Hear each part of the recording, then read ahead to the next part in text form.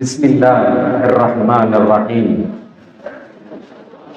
نحمده ونصلي على رسوله الكريم أما بعد فقد قال الله تبارك وتعالى في كلامه القديم وفرقانه المجيد أعوذ بالله من الشيطان الرجيم بسم الله الرحمن الرحيم وما لكم لا تقاتلون في سبيل الله والمستضعفين من الرجال والنساء والبلدان الذين يقولون ربنا أخرجنا من هذه القرية الظالم أهلها وجعل لنا من لدنك وليا وجعل لنا من لدنك نصيرا. وقال نبينا عليه الصلاة والسلام يا معشر الشباب من استطاع منكم الباءة فليتزوج فإن لم يستطع وعليكم بالصوم فإنه له وجاء. صدق رسول الله ஸல்லல்லாஹு அலைஹி வஸல்லம். எல்லா புகழும் ஏக இறைவனான அல்லாஹ் ஒருவனுக்கே உரித்தானது. ஸலவாத்தும் ஸலாமும் நம் உயிருக்குயிரான உயிரினும் மேலான கண்மணி நாயகம் முஹம்மதுன் ரசூலுல்லாஹ் ஸல்லல்லாஹு அலைஹி வஸல்லம் அன்னவர்கள் மீதும் அன்னாரின் வழியிலே வந்த சத்திய சஹாபாக்கள், தோழர்கள், நல்லவர்கள், இந்த நிகழ்விலே குழுமி இருக்கிற நம் அத்துணை பேர்கள் மீதும் அல்லாஹுவின் சாந்தியும் சமாதானமும் என்றென்றும் உரித்தாவதாக என்று இறை இடத்தில் முறையோடும் நிறையோடும் சிரம் தாழ்த்தி கரம் ஏந்தி பிரார்த்தித்தவனாக 2 நாட்களாக நடைபெற்று வருகிற திருநெல்வேலி மாவட்ட ஜமாத்துல் உலமா சபை நடத்துகிற மீலாதுன் நபி விழாவோடு இந்த சமய நல்லிணக்க மாநாடு இதுகாரும் மிகச் சிறப்பாக நடைபெற்றிருக்கிறது. இதற்கு அடுத்து இறுதி அமர்வை நோக்கி இந்த நிகழ்வு நகர்கிறது. எனக்கு முன்னே பேசிய மரியாதைக்குரிய அண்ணன் ஜலீல் உஸ்மானி ஹஸ்ரத் அவர்கள் குறிப்பிட்டதை போன்று ஒரு முப்பரிமாணமாக பெருமானார் ரசூலுல்லாஹி ஸல்லல்லாஹு அலைஹி வஸல்லம் அவர்களை குறித்து பேசுகிற நேரத்தில் கண்டிப்பாக இந்த ஜமாத்துல் உலமா சபை எடுத்திருக்கிற இந்த காரணங்களை நாம் பேசாமல் இருக்க முடியாது. முதலாவது, ஜமாத்துல் உலமா ஒரு பேரணியை ஏற்பாடு செய்திருக்கிறது. அதிலே மனித மனங்களை மயக்குகிற போதைக்கு எதிரான வாசகங்கள் சொல்லப்படுகிறது. ஒரு அழகிய முன்னெடுப்பு. வேற வேற இடங்கள்ல போதைகளை பற்றி அல்லது இது போன்ற லாகிரி வஸ்துகளை பற்றி பேசுவது என்பது வேறு, ஜமாத்துல் உலமா முன்னெடுத்திருப்பது என்பது மிக முக்கியமானது. ஏனென்று கேட்டால் இந்த பொறுப்பை செய்வதற்கு மிக தகுதியானவர்கள் ஜமாத்துல் உலமா தான். நபி செஞ்ச வேலை. ஒரு நாள் திடீரென்று மதீனாவிலே மக்களை எல்லாம் பெருமானார் அழைத்தார்கள். உங்கள் வீடுகளிலே இருக்கிற அந்த போதை பானங்களை எடுத்து வாருங்கள் என்று சொன்னார்கள். சிலர் பானையோடும் சிலர் தோல் துருத்தியோடும் அதை பயன்படுத்துகிற வாகனத்தை கூட ஒருத்தர் எடுத்துட்டு வந்ததாக வரலாறு சொல்லுகிறது. ஒரு பொது வெளியில நிக்க வச்சிட்டு தன்னுடைய சகாக்களான அபூபக்கர் ரலியல்லாஹு தஆலா அன்ஹு, உமர் ரலியல்லாஹு தஆலா அன்ஹுவை அழைத்து கொண்டு பெருமானார் அந்த இடத்துக்கு போய் தன்னுடைய கையாலே ஒவ்வொரு பொருளையும் உடைச்சாங்க அப்படின்னு வருது ஹதீஸ்ல. அந்த தோல் துருத்தியை ஒரு கத்தியை வச்சு கிழிச்சாங்க. இதை பார்த்த உமர் ரலியல்லாஹு தஆலா அன்ஹு கேட்டாங்க, யார சொல்ல ஏன்ட்ட கொடுங்க, நான் ஒரு 2 கிழிக்கிறேன். அப்போதைக்கு பெருமானார் சொன்ன வார்த்தை, வேண்டாம், அதை நானே செய்கிறேன். நான் செய்ததாக இந்த உலகத்தினுடைய வரலாறுகள் பதிவு செய்யப்படட்டும். இன்றிலிருந்து என்னை பின்பற்றுகிற இந்த இஸ்லாமிய மக்கள் யாரை நபியாக ஏற்றுக்கொண்டிருக்கிறார்களோ இதை தொடக்கூடாது என்று சொன்னார்கள். 1400 வருஷமாக ஒரு சமூகம் போதையினுடைய வாடையை கூட மறந்திருக்கிறது அப்படிங்கிறதுக்கு பெருமானார் அன்னைக்கு செஞ்ச மதீனாவிலே செய்த வேலை மட்டும்தான். சகோதரர்களே, அதோடு மட்டும் இஸ்லாம் விடல, அதுக்கு தண்டனையே அறிவிச்சிச்சு. 80 கசையடியை மார்க்கம் சொல்லுகிறது. எப்படி அடிக்கணும்? பெருமானார் அடிச்சும் காட்டினாங்க. ஒருத்தர் கம்பால் அடிக்கணும், ஒருத்தர் செருப்பால் அடிக்கணும், ஒருத்தர் துணியால் அடிக்கணும். கையில எது கிடைச்சதோ அதாலெல்லாம் அவர் அடிக்கணும். யார் போதையை பயன்படுத்தினாரோ 80 கசையடி. சரி, பெருமானார் சொன்ன பின்னே இப்படிப்பட்ட கசையடிகள் நடந்திருக்கிறதா? மீண்டும் யாராவது செய்தார்களா அப்படின்னு கேட்டா 7 நிகழ்வுகள் வரலாறிலே பதிவு செய்யப்படுகிறது. அதற்கப்புறம் 7 பேர் இந்த அடியை வாங்கினாங்க அப்படின்னு சொல்லிட்டு வரலாறு பதிவு செய்யப்படுகிறது. 7ஓட முடிஞ்சு. அதுக்கப்புறம் திரும்ப யாரும் இந்த போதையின் பக்கம் செல்லவில்லை என்று வரலாற்று சான்றுகள் நமக்கு தெரிவிக்கின்றன. 2வது, நாயகம் ஸல்லல்லாஹு அலைஹி வஸல்லம் அவர்களை குறித்து பேசுகிற இந்த நேரத்தில் இளைஞர்களை குறித்து பேச வேண்டும் என்று எனக்கு பொறுப்பு தந்திருக்கிறார்கள்.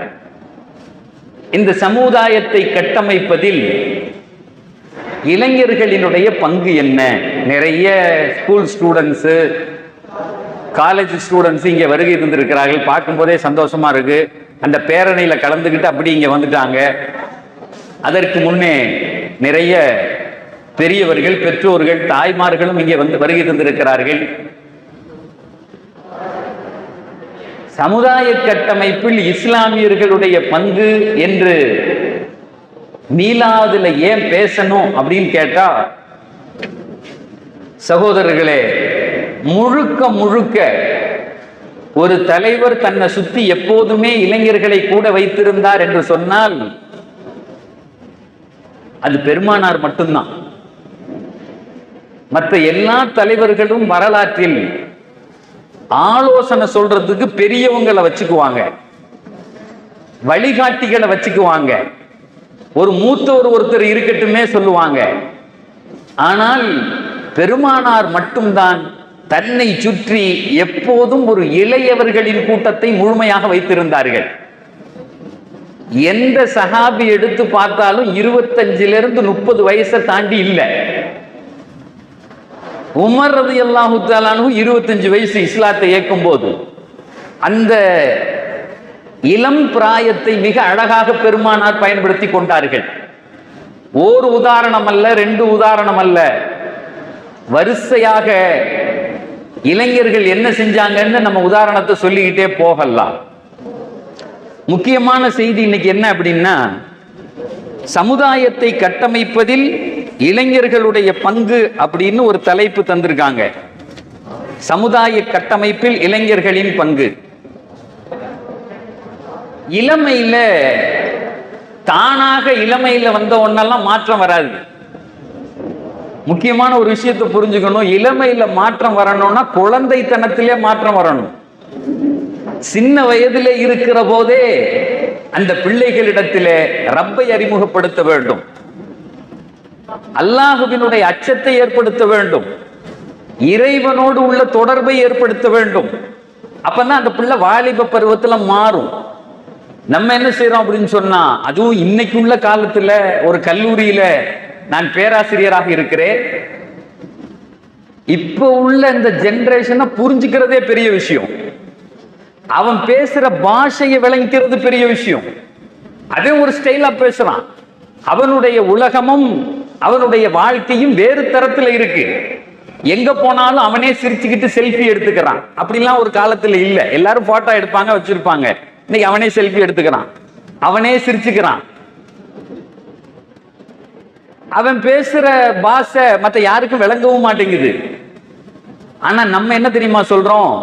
எங்க அத்தா காலத்துல நாங்கெல்லாம் எப்படி தெரியுமா, எங்க வாப்பா காலத்துல நாங்க நிக்க கூட மாட்டோம், நாங்க அவங்க உள்ள வந்தா நாங்க பயப்படுவோம்.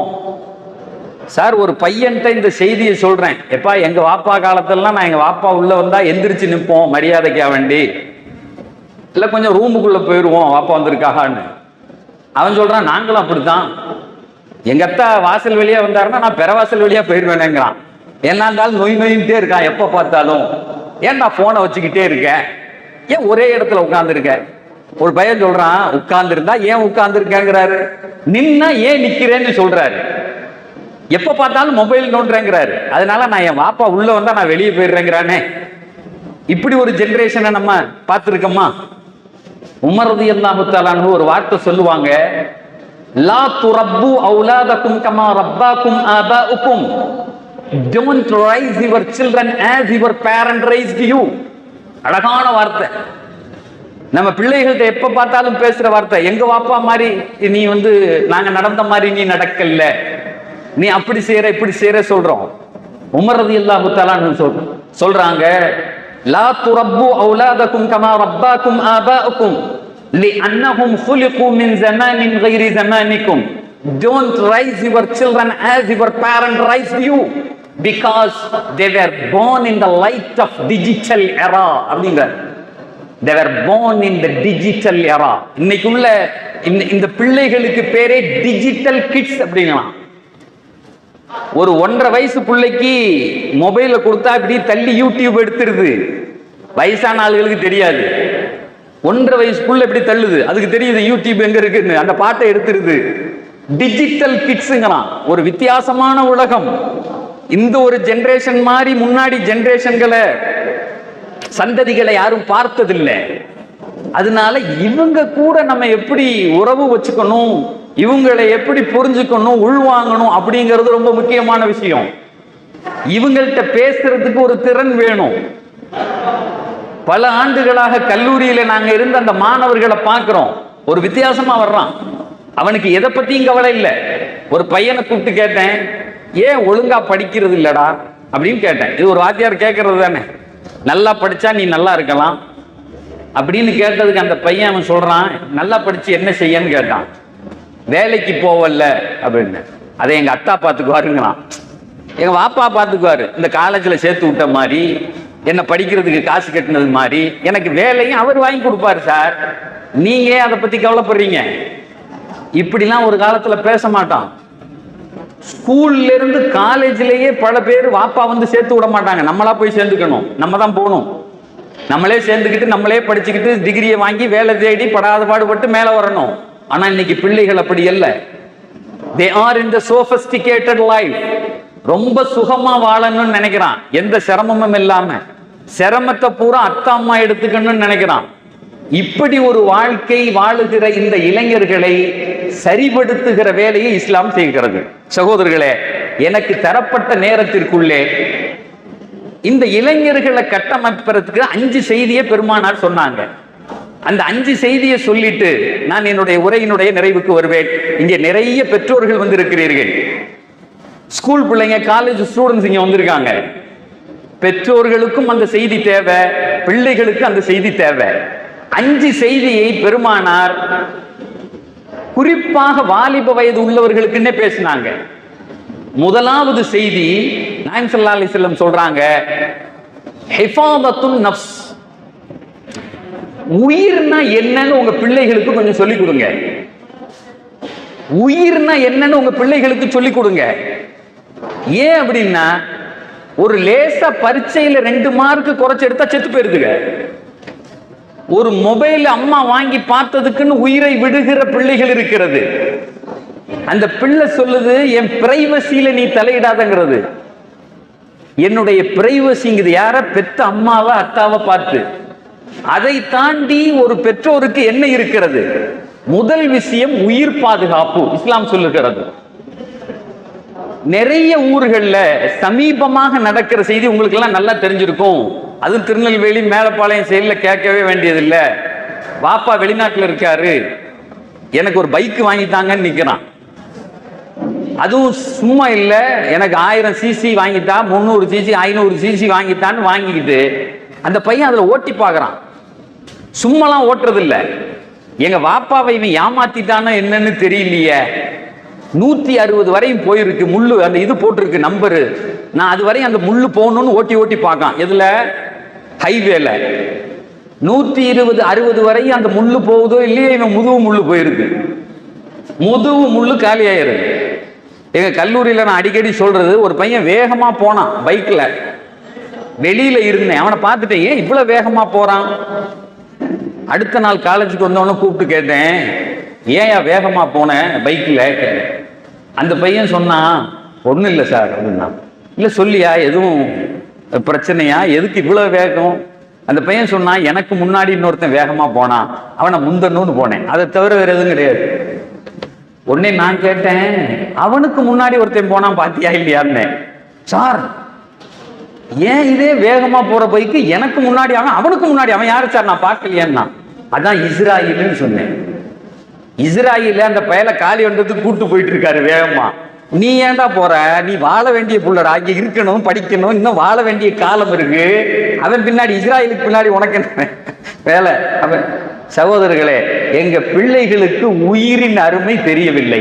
பெருமானார் சொன்னாங்க, அத்தா நீ வாழணும்னாங்க, நீ இருக்கணும்னாங்க, அதனால உன்னுடைய உயிர் இங்கே ஹிஃபாதத்துன் நஃப்ஸ். பெருமானார் பேசுவார்கள். இந்த உலகத்தில் முக்கியமான விஷயம் பெருமானார் வந்து சொன்னது, இந்த உலகத்துல நீங்க இருக்கணும். அந்த இருக்கிறத எதெல்லாம் கெடுக்குமோ, யுவர் எக்ஸிஸ்டன்ட் நீடட் அப்படின்னு சொல்லுவாங்க. உன்னுடைய இருப்பு தான் இந்த உலகத்தில், நீ வாழும் இந்த உலகத்தில். முதல் செய்தி தாய்மார்களுக்கு சொல்லிக் கொள்ளுகிறேன், உங்கள் பிள்ளைகளுக்கு நீங்கள் சொல்லாதீர்கள். நம்ம சொல்ற எந்த பேச்சையும் கேட்கிற லெவல்ல இன்னைக்கு பிள்ளைகள் இல்லை. எங்க பெருமானார் சொன்னாங்கன்னு சொல்லுங்க, அந்த வார்த்தைக்கு ஒரு மரியாதை உண்டு. எங்க அல்லாஹ் சொன்னா சொல்லுங்க, அது அவனிடத்தில் கேட்கிறதோ இல்லையோ, அவன் இதயத்தில் அது கேட்கும். இந்த நிகழ்ச்சி முடியும் போது, நான் பேசி முடிக்கும் போது உங்களுக்கு எல்லாம் ஒரு செய்தியை சொல்லுவேன். நீங்க அந்த வார்த்தையை சொன்னா அல்லாஹ் உங்கள் பிள்ளைகளை பாதுகாப்பானே, அந்த வார்த்தையை சொல்லுவேன். நான் மறந்துட்டா என்கிட்ட கேட்டுக்குங்க. உங்க பிள்ளைய ஆணோ பெண்ணோ வெளியே அனுப்பும் போது போன முகத்தோடு, வண்டியில போனது மாதிரி என் பையன் திரும்ப வரணும், என் மக தவறான வழியில போயிடக்கூடாது, திரும்ப வரணும்னு நீங்க நினைச்சீங்கன்னா, அல்லாஹும் அல்லாஹ்வினுடைய தூதரும் நமக்கு ஒரு செய்தியை சொல்லி தர்றாங்க. அதை முடிக்கும் போது சொல்லுவேன் இன்ஷா அல்லாஹ். அதை நான் சொல்லனா நீங்க கேட்டுங்க. இரண்டாவது பெருமானார் சொல்லுகிறார்கள், முதல் செய்தி உயிர் பாதுகாப்பு. இதை உங்க பிள்ளைகளுக்கு நீங்க சொல்லி தரணும், அதான் நீ இருக்கணும் தான். இரண்டாவது பெருமானார் சொல்லுகிறார்கள் அறிவு பாதுகாப்பு. அறிவு பாதுகாப்பு. எந்த பொருள் உங்களுடைய அறிவை கெடுக்குமோ அதிலிருந்து உங்கள் பிள்ளைகளை நீங்கள் தூரப்படுத்த வேண்டும். அந்த பிள்ளைகளுக்கு எந்த அறிவெல்லாம் தேவையோ அது கிடைப்பதற்கு வழியை ஏற்படுத்த வேண்டும். இந்த ரெண்டு வழியும் பெருமானார் சொல்றாங்க. அறிவு பாதுகாப்பு உலகத்துல முக்கியமான வேலை. இந்த சமுதாயத்தினுடைய அறிவை அடுத்த ஜெனரேஷனுக்கு கடத்துறது. இந்த அறிவு பாதுகாப்பை நம்ம கெடுக்கக்கூடிய போதையாக இருக்கட்டும், அல்லது மொபைலாக இருக்கட்டும், அல்லது இது மாதிரி எந்த பொருள்லாம் உண்டோ அதை விட்டு நம்முடைய பிள்ளைகளை நாம் தடுக்க வேண்டும். அதற்கான வழிகாட்டுதல்களை நாம் செய்ய வேண்டும் என்று பெருமானார் சொல்றாங்க. இது இரண்டாவது பாதுகாப்பு, அறிவு பாதுகாப்பு. சொன்னது மட்டுமில்ல, பெருமானார் செஞ்சும் காமிச்சாங்க. தன்னுடைய பிள்ளைகளுக்கு அறிவை எப்படி கடத்துறதுன்னு சொல்லி கொடுத்தாங்க. தன்னுடைய மனைவி அன்னை ஹப்ஸா ரலியல்லாஹு தஆலா அன்ஹா திருமணம் முடிச்ச பின்னாடி அவங்கள போய் படிக்க சொன்னாங்க, எழுத படிக்க சொன்னாங்க. அந்த அம்மா கல்யாணம் முடிச்சுட்டு போய் எழுத படிக்கிறாங்க அன்னை ஹப்ஸா ரலியல்லாஹு தஆலா அன்ஹா. அதே அன்னை ஹப்ஸாவை இன்னொரு சந்தர்ப்பத்தில் பெருமானார் சொல்லுகிறார்கள், நீங்க மருத்துவம் படிச்சீங்கன்னு சொல்றாங்க. ஷிஃபா பின்த் அப்துல்லாஹ் என்று சொல்லுகிற ஒரு மருத்துவ பெண்ணிடத்தில் தன் மனைவி அனுப்பி விடுறாங்க. நாயகம் ஸல்லல்லாஹு அலைஹி வஸல்லம் போய் மருத்துவம் படிச்சுக்குங்க. ஆண்களை மட்டுமல்ல பெண்களையும் சேர்த்து படிக்க வேண்டும் என்று சொன்னவர்கள் எம்பெருமானார். அதே மாதிரி ஸெய்த் ரலியல்லாஹு தஆலா அன்ஹு, ஸெய்த் பின் சாபித் 11 வயசு சின்ன மகனார். ரசூலுல்லாஹ் அழைச்சு சொன்னாங்க, யகூதிகளுடைய மொழியை நீ படிப்பான்னு சொன்னாங்க. இந்த உலகத்தில் ரெண்டு விஷயம் முக்கியமானது. ஒன்றாவது மொழி, இரண்டாவது கணக்கு. என்னும் எழுத்தும் கண்ணன தகும்னா, என்னும் எழுத்தும் கண்ணன தகும். நம்ம தமிழ்ல எல்லாத்தையும் சொல்லி வச்சிருக்கான். ஒரு கணக்கும் லாங்குவேஜும் முக்கியமானது. நான் 8 ஆண்டுகள் துபாயில ஒரு கம்பெனியில ஹெச்ஆர்ல வேலை பார்த்துட்டு இருந்தேன். நிறைய பேரை இன்டர்வியூ எடுக்கக்கூடிய வாய்ப்பு எனக்கு கிடைச்சது. அதுல நான் பார்த்த வகையில நம்ம இந்தியாவிலிருந்து வருகிற பிள்ளைகளுடைய ஆங்கிலம் ரொம்ப மோசமா இருக்கும். வேலைக்கு ஒரு இடத்துக்கு போகணும்னா மொழி தான் முக்கியம். நீங்க என்ன படிச்சிருக்கீங்க அப்படிங்கிறது வெளியே தெரியாது. உங்களை எப்படி வெளிப்படுத்துகிறீர்கள் அப்படிங்கிறது தான் தெரியும். How you are express yourself. How many degrees you are holding. எத்தனை டிகிரிகள் உங்க இடத்துல தேவையே இல்லை. உன்னை எப்படி வெளிப்படுத்துகிறாய். ஒரு MBA படிச்ச பையன் ஒரு தடவை இன்டர்வியூக்கு வர்றான். இன்டர்வியூல கேட்கறாங்க, எங்க ஆபீஸ்ல நான் உட்கார்ந்துருக்கேன் அந்த இன்டர்வியூல, tell about yours அப்படின்னு சொல்றான். tell about yours, உன்னை பத்தி கொஞ்சம் சொல்லு. உடனே அந்த பையன் சொல்றான், I am so and so, I am from so and so அப்படின்னு சொன்னான். நான் என் பேரு இது, நான் இந்த ஊர்ல இருந்து வர்றேன். வண்டி நின்னுக்குச்சு. உடனே என் பக்கத்துல இருந்த அந்த அரபி மேனேஜர் அவர் சொன்னாரு, go ahead, why you are thinking, tell about yours அப்படின்னா. ரெண்டாவது எகைன் திரும்பவும் சொல்றேன், உன்னை பத்தி கொஞ்சம் சொல்லு. அந்த பையன் மேல இருந்து திரும்ப ஆரம்பிச்சான். I am so and so, I am from so and so, என் பேர் இது, நான் இங்க இருந்து வரேன். வண்டி நின்றுச்சு.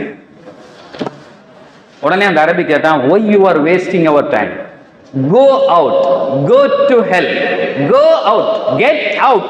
எத்தனை ஆங்கிலத்துல கெட்ட வார்த்தை உண்டு அத்தனையும் சொன்னான். வெளியே போய் தொலைடாலே, போடா வெளியே. இன்டர்வியூ முடிஞ்சு நான் வெளியே வர்றேன். அந்த பையன் நாங்க 3 பேரும் மேல ரூம் இப்படி ஏறி அந்த அரபி இன்னொருத்தரும் போயிட்டாங்க. நான் கீழே நின்றுருக்கேன். அந்த பையன் என்கிட்ட வந்து கையை பிடிச்சிட்டு அழுதான். அண்ணே நீங்க பார்த்து சொல்லுங்கண்ணே, நான் தமிழ்நாடு தான், எனக்கு 4 அக்கா, எங்க அப்பா வட்டிக்கு வாங்கி என்னை அனுப்பி விட்டாரு, என்னுடைய விசா காலம் முடிய போகுது, நான் திரும்ப போனேன்னா என் அக்காமாருக்கு கல்யாணம் நடக்காதுன்னாரு அப்படின்னு சொல்றான் அந்த பையன். எனக்கு தமிழ்நாட்டினுடைய 4 அக்காக்கள் உள்ள ஒரு பையன், ஒத்த பையன் வட்டிக்கு வாங்கி அனுப்பியிருக்கான் அப்படின்னா இவன் நிலைமை எப்படிங்கிறது நமக்கு தெரியும். பாவம், உசுறு தொண்டா, அதாவது உயிர் எப்படி ஊசலாடிக்கிட்டு இருக்கு. சரிடா கேட்கிறேன்டான்னு மேல போய் அந்த அரபிட்ட உட்காந்து அவன்கிட்ட சொன்னேன், இதே மாதிரி அண்ணா உரீது அண்ணா அக்கூலக்க செய்யம் மின் ஹதி தாலிப், இந்த இந்த இந்த இவரை பத்தி நான் கொஞ்சம் சொல்லிக்கலாம்னு நினைக்கிறேன், அவரை எடுப்பமே அப்படின்னு சொன்னேன். உடனே அந்த அரபி சொன்னா, இன்னொருத்தர் இருக்காருல அவர்கிட்ட கேட்டியான்னா. 3 பேர் நாங்க பேனல்ல, அந்த ஜட்ஜி அவர்கிட்ட பேசிட்டேன்னா அப்படின்னு சொன்னேன். உடனே அவன் சொன்னா, எனக்கு தெரியும் உன்னை பார்த்த உடனே, இங்க அல்லாவுக்கு பயந்து. அவன் சொல்றான், ஒத்தத்து இல்ல அல்லாவுக்கு பயந்துக்க அப்படின்னா. எனக்கு பயம் வந்துருச்சு, என்னடா ஒருத்தனை எடுக்க சொல்றதுக்கு அல்லாஹ் கியாமத்து வரையும் கூட்டு போறானே நம்மளை இவன் அப்படின்னு. அவன் சொல்றான், he is not able to express himself, how he is going to express our company. அருமையான கேள்வி. அவனை பத்தியே அவனுக்கு சொல்ல தெரியலையே, நம்ம கம்பெனியை பத்தி இவன் வெளியே போய் எப்படி சொல்லுவான் அப்படின்னு கேட்கறான். நான் சொன்னேன், சரிங்க வேண்டாம் எடுக்க வேண்டாம், கீழே வந்து விசிட்டிங் கார்டு கொடுத்து ஃப்ரெண்டு கம்பெனியில போய் வேலைக்கு சேர்ந்துக்கடான்னு நான் விட்டுட்டேன் அவனை. அவன் கதை என்னாச்சுன்னு எனக்கு தெரியல. ஆனால் அந்த நேரத்தில் அவன் ஒரு வார்த்தை சொன்னான், சார் என் வாழ்க்கையிலே மறக்க முடியாத வார்த்தை. என்னுடைய கல்லூரிக்கு நான் நுழைந்ததிலிருந்து என் மாணவர்களுக்கு திரும்ப திரும்ப சொல்லுகிற வார்த்தை. அவன் கீழே நின்று என்கிட்ட சொன்னான், சார் நான் MBAல கோல்டு மெடல் சார்னு சொன்னான்.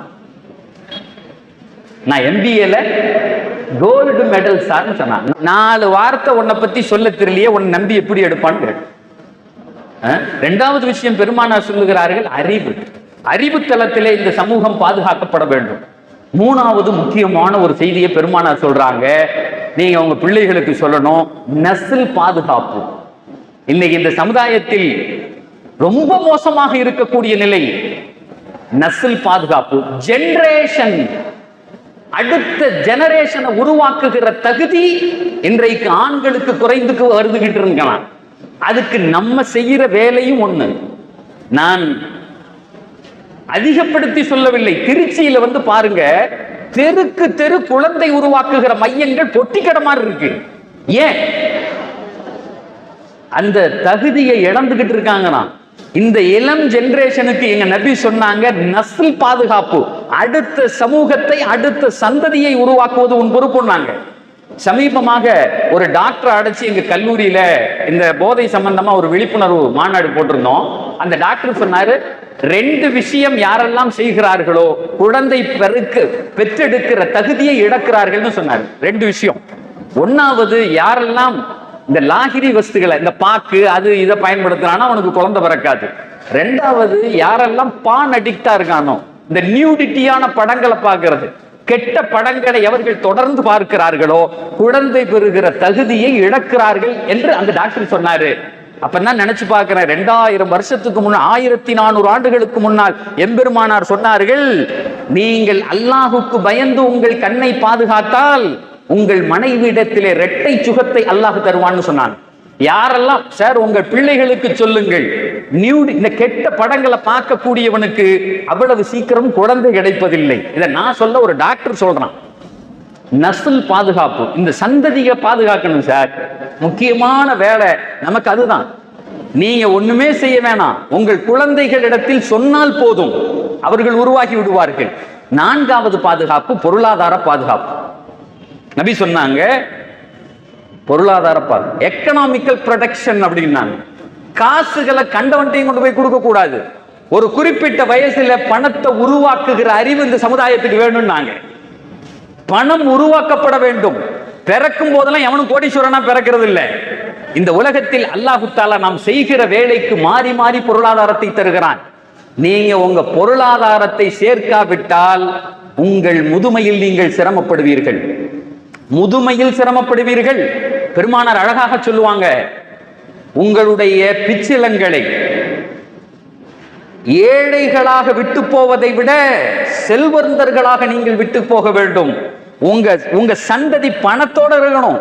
நீங்க மௌத்தாகிற போது ஒரு 10 லட்சம் ரூபாய், 10 கோடி ரூபாய் பேங்க்ல இருக்கணும். அப்படிதான் இந்த உலகத்தை விட்டு போகணும். அந்த காசெல்லாம் இறைவனுக்கு சொந்தமானது. அன்ததர வரஸதக கைரும் அன்ததர வரஸதக அக்னியா கைரும் மின் அன்தவரஹும் ஆலதன் யதகஃபஃபூன். பெருமானார் சொல்லுவார்கள், ஏழைகளாக கையேந்துகிற நிலையில் நீங்கள் விடக்கூடாது என்று சொல்லுவார்கள். சகோதரர்களே, இது 4வது விஷயம். 2வது, நான் ஏற்கனவே ஒரு ஆயத்தை வாசித்தேன். அந்த செய்தியை மட்டும் சொல்லி நான் முடிச்சுக்கிறேன். அந்த ஆயத்தில் அல்லாஹ் கேட்கிறான், வமா லக்கும் லா துகாத்திலூன், வாட் ஹேப்பன் டு யூ. அல்லாஹ் கேட்கிறான், உங்களுக்கு எல்லாம் என்ன ஆச்சு, ஏன் இப்படி கிடைக்கீங்க? ஒரு ஒரு ஒரு பொது சிந்தனை உங்களுக்கு வேணாமா? ஒரு சர்வீஸ் ஓரியன்டட் உங்களுக்கு வேணாமா? ஏதாவது வாழ்க்கையில செய்யணும்னு தோணாதா? சொல்லிட்டு அல்லாஹ் சொல்றான், லா துகாத்திலூன ஃபீ வல் முஸ்ததஅஃபீன மினர் ரிஜாலி வன் நிஸாஇ வல் வில்தான். உங்கள் ஊரில் வயதான ஆண்கள் உண்டு, பெண்கள் உண்டு, குழந்தைகள் உண்டு, நீங்க போராட வேண்டாமா அப்படின்னு கேட்கிறான். இந்த ஆயத்துக்கு விளக்கம் எழுதுகிற பெருமக்கள் எழுதுகிறார்கள், வயசான ஆம்பளை, வயசான பொம்பளை, சின்ன பிள்ளைங்க, இதுக்கு நடுவுல யார் இருக்கா? யார் இருக்கா நடுவுல? இளைஞர்கள் இருக்கிறார்கள். இந்த ஆயத்துக்கு விளக்கம் எழுதுகிற பெருமக்கள் எழுதுகிறார்கள், இது இளைஞர்களை பார்த்து பேசுகிறது. அல்லதீன யகூலூன ரப்பனா அக்ரிஜ்னா மின் ஹாதிஹில் கரியத்தி ஸாலிமி அஹ்லுஹா. மக்கால உள்ள அந்த அவங்க எல்லாம் கேட்டாங்களாம், யா அல்லாஹ், இந்த அநியாயக்கார ஊரை விட்டு எங்களை வெளியாக்கிருன்னு கேட்டாங்க. இந்த ஆயத்துக்கு பின்னே ஒரு அற்புதமான தஃப்சீரை எழுதுகிறார்கள், ஒரு அழகான விளக்கத்தை எழுதுறாங்க. பெருமானார் ரசூலுல்லாஹி ஸல்லல்லாஹு அலைஹி வஸல்லம் ஃபத்ஹ மக்கால உள்ள வர்றாங்க. மக்கா வெற்றி அடைகிறது. உள்ள வரும்போது ஜிப்ரீல் ஒரு செய்தியோட வர்றாங்க. வந்து சொல்றாங்க, யா ரசூலல்லாஹ், நீங்கள் பிலாலை வாங்க சொல்ல சொன்னீர்கள். அந்த காபாவினுடைய முற்றத்திலே 3 பேர் உட்கார்ந்து ஒரு செய்தியை பேசிக் கொண்டிருக்கிறார்கள் அப்படின்னு ஜிப்ரீல் சொல்றாங்க. 3 பேர் உட்கார்ந்து இருக்காங்க, ஒரு செய்தியை பேசிக்கிட்டு இருக்காங்க. உடனே ரசூலுல்லாஹ் கேட்டாங்க, அது யார் யாருன்னாங்க. ஜிப்ரீல் சொன்னாங்க, இத்தாத் பின் உசைத் உட்கார்ந்து இருக்கிறார். இத்தாத் பின் உசைத் உட்கார்ந்து இருக்கிறார். அதே மாதிரி ஹர்ப் உட்கார்ந்து இருக்கார், இப்னு ஹர்ப் உட்கார்ந்து இருக்கார், அபூ சுஃபியான் இப்னு ஹர்ப் உட்கார்ந்து இருக்கார், 3வது ஹாரிஸ் இப்னு ஹிஷாம் உட்கார்ந்து, 3 பேர் உட்கார்ந்து. அதுல இத்தாது சொல்லுகிறார், இந்த பாங்கு சொல்றதை எங்க அப்ப நல்ல வேலை கேட்கல, இருந்தா அவனே செத்துருவான் அப்படின்னு சொல்றார்.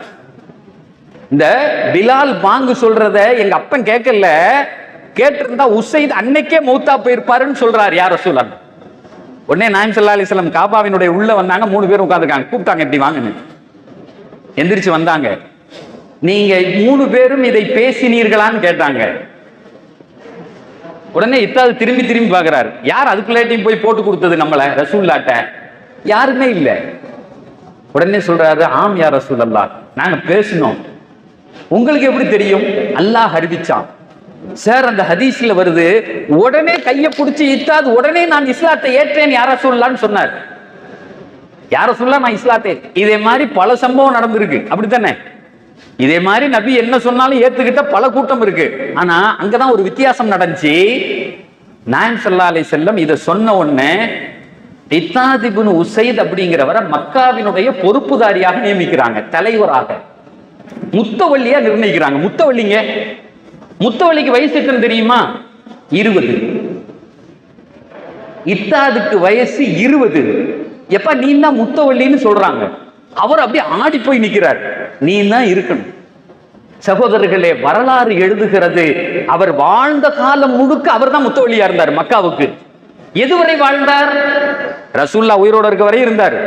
அபூபக்கர் ரலியல்லாஹு தஆலா அன்ஹு கிலாஃபத்திலே இருந்தார். என்னைக்கு அபூ பக்கர் ரலியல்லாஹு தஆலா அன்ஹு மௌத்தானாங்களோ அன்னைக்கு அவரும் மௌத்தானார். அவர் மௌத்தானார். அதுவரையும் 20 வயது வாலிபர் தான் மக்காவுக்கு முத்தவள்ளி. ஹிஜ்ரி 8 பத்தேக மக்கால பெருமானாருடைய மரணத்திற்கு சில ஆண்டுகளுக்கு முன் வரை. சரி, இதுல என்ன சார் பெரிய விஷயம் அப்படின்னு கேட்டா, கிதாபுகள்ல எழுதுறாங்க, அந்த மக்கா மக்கள் ஒரு துவா செஞ்சாங்க. அது என்ன அப்படின்னு சொன்னா, யா அல்லாஹ், இந்த ஊரிலிருந்து எங்களை வெளியாக்குவாயாக. வஜஅல் லனா மின் லதுன்க வலியம் வஜஅல் லனா மின் லதுன்க நஸீரா அப்படின்னு ஒரு துவா கேட்டாங்க. எங்களுக்கு ஒரு உதவியாளரை, பாதுகாப்பாளரை தருவாயாகன்னு கேட்டாங்க.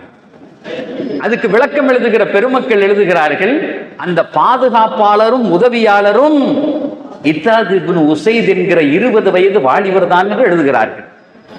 அந்த இத்தாத் ரலியல்லாஹு தஆலா அன்ஹு அவர்களை பத்தி இன்னும் சொல்லிக்கிட்டே போலாம்.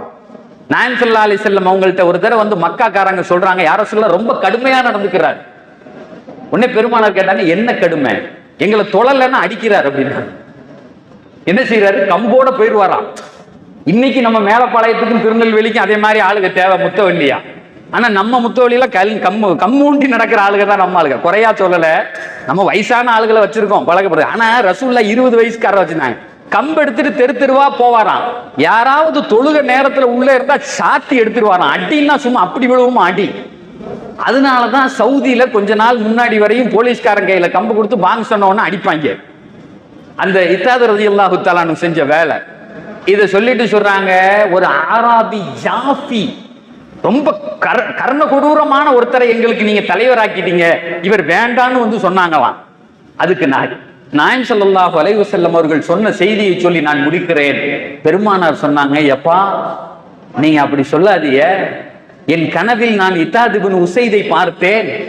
பெருமானார் சொல்றாங்க, என் கனவில் நான் இத்தாத் இப்னு உஸைதை பார்த்தேன். சொர்க்கத்தினுடைய மாளிகையின் கேட்டு பூட்டி இருந்துச்சு. தன்னுடைய கையால் பிடித்து ஆட்டினாரு. அந்த கேட்டினுடைய பூட்டு உடைந்து சுவனத்தினுடைய கதவு உள்ளே திறந்தது. அதற்குள்ளே இத்தாது நுழைவதை நான் என் கனவில் பார்த்தேன் என்று பெருமானார் சொன்ன உடனே வந்தவங்க எல்லாம் திரும்பி போயிட்டாங்க. இன்னொரு ஹதீஸிலே விளக்கம் எழுதுகிற பெருமக்கள் எழுதுகிறார்கள், சுல்தானன் நசீராவை யா அல்லாஹ் எங்களுக்கு தான் பெருமானார் கேட்க சொன்னாங்க. அதுகில்னி முதுகல சிதுகின் வ அக்ரிஜ்னி முக்ரஜ சித்க் வஜஅல்னி மின் லதுன்க சுல்தானன் நசீரா. இந்த ஆயத்துக்கு விளக்கம் எழுதுகிற பெருமக்கள் எழுதுகிறார்கள், இத்தாத் இப்னு உஸைத் தான் அந்த சுல்தானே நசீர் என்று பெருமானாரால் அடையாளப்படுத்தப்பட்டவர்கள் என்று எழுதுகிறார்கள். சகோதரர்களே, அப்படிப்பட்ட இளைஞர்களை வார்த்தெடுத்தவர்கள் எம்பெருமானார் ரசூலுல்லாஹி ஸல்லல்லாஹு அலைஹி வஸல்லம் தன் உடனே வெறும் வாலிபர்களை மட்டும் தன் வாழ்நாள் முழுக்க வைத்திருந்தவர்கள். இரண்டாவது ஒரு செய்தியை சொல்லி முடிச்சுக்கிறேன். இன்றைக்கு உலகத்திலேயே வாலிபர்கள் அதிகமாக இருக்கிற நாடு India. The largest country which is having youth in the world, in the globe, around the globe, உலகம் முழுக்க வாலிபர்களை மட்டும் அதிகம் கொண்டிருக்கக்கூடிய நாடு. அதனால ரொம்ப பெரிய பிரச்சனை. ஏன்னா அவன் ஒரு ஃபெனட்டிக்ல இருப்பான், அவன் ஒரு மூட்ல இருப்பான். அந்த வாலிபம் அப்படிங்கிறது அது ஒரு வகையான ஜுனூன்னு சொல்லுவாங்க, அது ஒரு கிறுக்குத்தனம். அப்ப இந்த பிள்ளைகளை சரியும் படுத்தணும், இந்த பிள்ளைகளை வச்சு அடுத்த சமுதாயத்தையும் உருவாக்கணும், வருகிற சமுதாயத்திற்கு உதவியாக ஆக்க வேண்டும். அப்ப அதுக்கு திருக்குறான்ல இருந்து அல்லாஹ் நமக்கு ஒரு வசனத்தை சொல்லி தர்றான். பிள்ளைகளை பெற்றிருக்கிற தாய்மார்களை உங்களுக்கு சொல்லுகிறேன், என் பிள்ளைக்கு என்ன கோர்ஸ் படிக்கணும்னு தெரியல, படிச்சுட்டான் வேலை கிடைக்கல, வீட்டிலே இருக்கான், இவனை என்ன செய்யறது அப்படின்னு நீங்க நினைச்சீங்கன்னா இந்த ஆயத்தை உங்கள் பிள்ளைகளுக்கு மத்தியில் உட்கார்ந்து நீங்கள் ஓதினால் அல்லாஹ் மிகச்சரியான வழிகளை காட்டுவான் என்று நமக்கு வழிகாட்டுதல் சொல்லித் தரப்படுகிறது. ரப்பனா ஆத்தினா மின் லதுன்க ரஹ்மத்தன் வ ஹய்யிஅ் லனா மின் அம்ரினா ரஷதா. ஆயிரக்கணக்கானவர்கள் இந்த துஆவை கொண்டு தங்களுடைய குழந்தைகளுக்கு வேலை பெற்றிருக்கிறார்கள். லட்சக்கணக்கானவர்கள் எங்கள் பிள்ளைகள் என்ன படிக்க வேண்டும் என்பதற்கு இந்த ஆயத்தின் மூலமாக உதவியை பெற்றிருக்கிறார்கள்.